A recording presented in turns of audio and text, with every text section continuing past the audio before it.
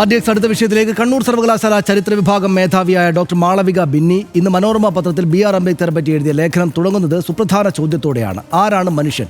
ഒരു മനുഷ്യ ശരീരമാണോ, സംസ്കാരമാണോ, അതോ മൂല്യനിബദ്ധതയാണോ മനുഷ്യനെ മനുഷ്യനാക്കുന്നത്?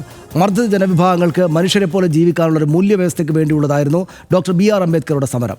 ഇന്ന് അംബേദ്കർ ജനിച്ചിട്ട് 134 വർഷം പൂർത്തിയായിരിക്കുന്നു.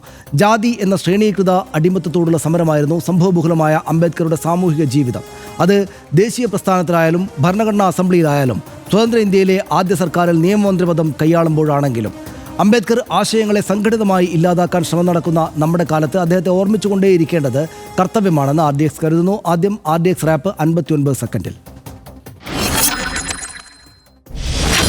സമത്വത്തിന്റെ അചഞ്ചലനായ വക്താവ്, സാമൂഹിക പരിഷ്കർത്താവ്, രാജ്യത്തിന്റെ ഭരണഘടനാ ശില്പി, സാമ്പത്തിക ശാസ്ത്രജ്ഞൻ, നിയമജ്ഞൻ, വിശേഷണങ്ങൾക്കപ്പുറത്തെ വിശാലതയാണ് ഡോക്ടർ BR അംബേദ്കർ. കഴിഞ്ഞ നൂറ്റാണ്ടിൽ രാജ്യം കണ്ട ഏറ്റവും കരുത്തുറ്റ പ്രതിഭാസങ്ങളിൽ ഒരാളായ ഭീംറാവു അംബേദ്കർ എന്ന പ്രതിഭാസം ഉപഭൂഖണ്ഡത്തിൽ ഉദിച്ചിട്ട് 134 വർഷമായിരിക്കുന്നു. സാമാന്യ മനുഷ്യരെക്കാൾ താഴ്ന്ന പദവിയുള്ള മനുഷ്യജീവിതങ്ങൾ എന്ന ഗതികേടിൽ നിന്ന് തുല്യനീതി എന്ന ആശയത്തിലേക്ക് ആ മഹാജീവിതം രാഷ്ട്രത്തെ പരിഭാഷപ്പെടുത്തി. ഐത്താചരണം, ജാതി വ്യവസ്ഥ എന്ന ബീഭത്സ സംവിധാനത്തിന്റെ ഒരു പുറമടര് മാത്രമാണെന്ന് ഇന്ത്യയെ ബോധ്യപ്പെടുത്തി. ഭരണഘടനാ ശില്പി എന്ന ഒറ്റ വിശേഷണത്തിൽ ഭരണഘടനാ അസംബ്ലിയിൽ അംബേദ്കർ നടത്തിയ മഹാസമരം പലപ്പോഴും വിസ്മരിക്കപ്പെടാറുണ്ട്. ഈ കാലഘട്ടത്തിൽ ആവർത്തിച്ച് വായിക്കേണ്ട, അപഗ്രഥിച്ച് വിശകലനം ചെയ്യേണ്ട റഫറൻസ് പുസ്തകമാണ് അംബേദ്കറുടെ ജീവിതവും സമരവും സംഭാവനകളും. ആദരിച്ചുകൊണ്ട് തന്നെ പലപ്പോഴും അംബേദ്കർ ദർശനം അവഗണിക്കപ്പെടുന്ന, ഭരണഘടന എന്ന ആശയം തന്നെ ചോദ്യം ചെയ്യപ്പെടുന്ന വർത്തമാനകാലത്ത് ഓരോ നിമിഷവും നമ്മൾ അംബേദ്കറിലേക്ക് തിരികെ എത്തേണ്ടതുണ്ട്. അംബേദ്കർ ജയന്തി ആശംസകളോടെ RDX റാപ്പ് ന്യൂസ് മലയാളം.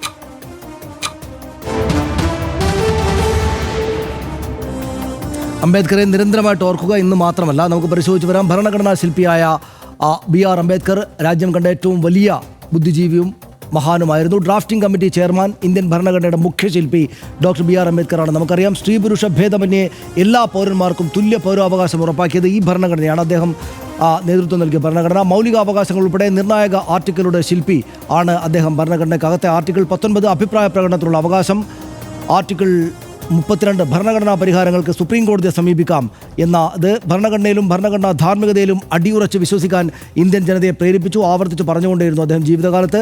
പഠനകാലം മുതലേ നേരിട്ടത് നിന്ദ്യമായ ജാതി വിവേചനമായിരുന്നു ഡോക്ടർ BR അംബേദ്കർ. വെറും നിലത്ത് ചാക്ക് വിരിച്ചിട്ടിരുന്ന് പഠിച്ച സ്കൂൾ കാലം ആണ് അദ്ദേഹത്തിൻ്റെ തുടക്കം.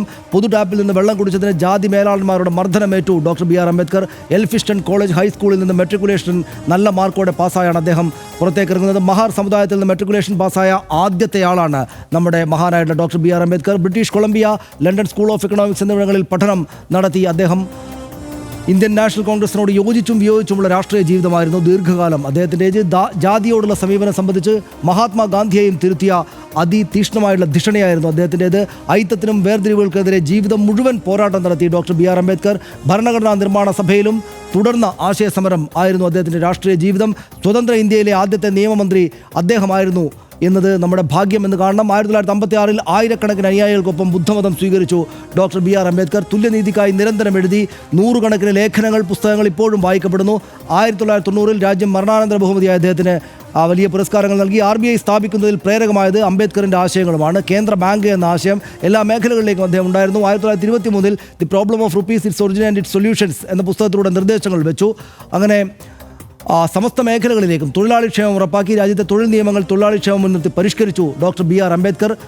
പ്രസവാനുകൂല്യം ഉൾപ്പെടെ ആവിഷ്കരിച്ച് സ്ത്രീ തൊഴിലാളികളുടെ അവകാശ സംരക്ഷണത്തിനും ആദ്യ പഥികനായിരുന്നു ഡോക്ടർ BR അംബേദ്കർ. 1951 ഹിന്ദു സ്ത്രീകൾക്ക് തുല്യാവകാശം എന്ന ലക്ഷ്യത്തോടെ ഹിന്ദു കോഡ് ബിൽ കൊണ്ടുവന്നു.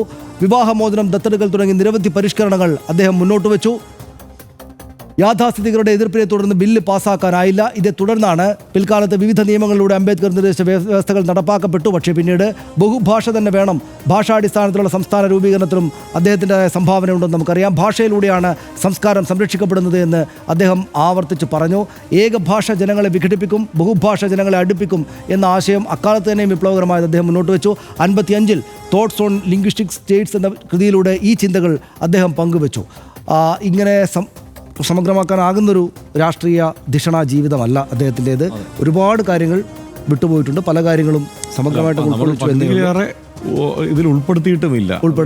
യഥാർത്ഥത്തിൽ സനീഷ്, നമ്മളിപ്പോൾ എപ്പോഴും വിചാരിക്കുന്ന എങ്ങനെയാണ്, ഭരണഘടനാ ശില്പി, അതല്ലെങ്കിൽ പിന്നെ ദളിത് ഉന്നമനത്തിനായി അദ്ദേഹം ആദ്യന്തം പ്രവർത്തിച്ചിരുന്നു, ബഹുജൻ ഉന്നമനത്തിനായി അദ്ദേഹം പ്രവർത്തിച്ചിരുന്നു, ഭരണഘടനാ ശില്പി എന്നുള്ള നിലയിൽ നിർണായകമായ ഇടപെടൽ ആ നിലയ്ക്ക് നടത്തിയിട്ടുണ്ട്.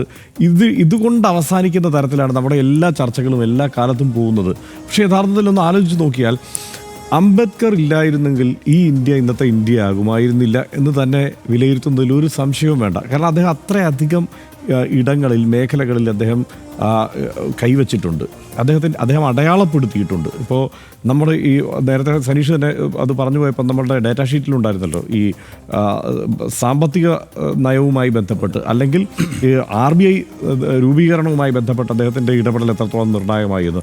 നാണയം ഉപയോഗിക്കാനുള്ള തീരുമാനത്തിൽ നിന്ന് കറൻസി നോട്ടിലേക്ക് അതിനെ മാറ്റുന്നത്, ആ തീരുമാനത്തെ മാറ്റുന്നതിൽ നിർണായകമായ ഇടപെടൽ നടത്തിയിട്ടുള്ളത് ഡോക്ടർ BR അംബേദ്കറാണ്. മാത്രമല്ല നമ്മുടെ വൈദ്യുതി നയം എന്തായിരിക്കണം, രാഷ്ട്രത്തിൻ്റെ വൈദ്യുതി നയം എന്നത് സംബന്ധിച്ചുള്ള കൃത്യമായ നിലപാട് അദ്ദേഹത്തിനുണ്ടായിരുന്നു. പുതിയ വികസന പദ്ധതികളെക്കുറിച്ചുള്ള കൃത്യമായ കാഴ്ചപ്പാടും ആ പദ്ധതികൾ എന്തായിരിക്കണം, എങ്ങനെയായിരിക്കും എന്നുള്ള ലക്ഷ്യബോധവും അദ്ദേഹത്തിനുണ്ടായിരുന്നു. 1940 തന്നെ അദ്ദേഹം ഈ പറയുന്ന ഈ റിവർ വാലി പ്രോജക്റ്റുകളുമായി ബന്ധപ്പെട്ട് അദ്ദേഹം ഈ central waterways irrigation and navigation കമ്മീഷൻ്റെ ഭാഗമായി അദ്ദേഹം ഇടപെട്ടത് ഏതൊക്കെ കാര്യത്തിലാണ്? Damodar Valley Corporation, Hirakud dam, Bhakra Nangal dam തുടങ്ങിയ ഈ ജലവൈദ്യുത പദ്ധതികൾക്കെല്ലാം തുടക്കമിടുന്നതിൽ അദ്ദേഹത്തിനും പങ്കാളിത്തമുണ്ട്. അപ്പോൾ നമ്മൾ ഒന്ന് ആലോചിച്ച് നോക്കൂ, അംബേദ്കറെ യഥാർത്ഥത്തിൽ നമ്മൾ വായിക്കുന്നതല്ല അംബേദ്കർ എന്നത്, അതിനും അപ്പുറത്തേക്ക് അദ്ദേഹത്തെ കാണേണ്ടതും മനസ്സിലാക്കേണ്ടതും. അതാണ് നമ്മുടെ രാജ്യം കണ്ട, നമ്മുടെ രാജ്യം ലോകത്തിൽ സംഭവിച്ച ഏറ്റവും മഹാനായുള്ള ബുദ്ധിജീവി. അദ്ദേഹം കോൺഗ്രസ്സുകാർക്കെതിരായിരുന്നു എതിർത്തിരുന്ന ഒരു കാലത്ത്, അദ്ദേഹം കമ്മ്യൂണിസ്റ്റുകൾക്കെതിരായിരുന്നു, സോഷ്യലിസ്റ്റുകൾക്ക് എതിർത്തിട്ടുണ്ട്, അദ്ദേഹം ഹിന്ദുത്വക്കെതിരെ ഉറപ്പായിട്ടുമായിരുന്നു. അദ്ദേഹത്തിൻ്റെ ഇപ്പോൾ തന്നെ നോക്കുക, അദ്ദേഹം ബുദ്ധമതത്തിലേക്ക് മാറിയിട്ടാണ്. ഞാൻ ജനിച്ചു ജീവിച്ചു തുടങ്ങിയത് ഹിന്ദുവായിട്ടാണ്, പക്ഷേ ഞാൻ ഹിന്ദുവായിട്ട് മരിക്കില്ല എന്ന് പറഞ്ഞു. ഇപ്പോൾ നോക്കൂ, ഹിന്ദുത്വ ദേശീയത ഏറ്റവും പ്രധാനപ്പെട്ട രാഷ്ട്രീയ ധാരയായിരിക്കുന്ന ഈ രാജ്യത്ത് നിന്ന് നോക്കുമ്പോൾ അദ്ദേഹം ഹിന്ദുവേ ആയിരുന്നില്ല. അപ്പോൾ എല്ലാത്തിനും വിമതസ്വരമുള്ള അതിഗംഭീരനായുള്ള ദിഷ്ണാശാലിയായുള്ള ബുദ്ധിജീവിയായിരുന്നു.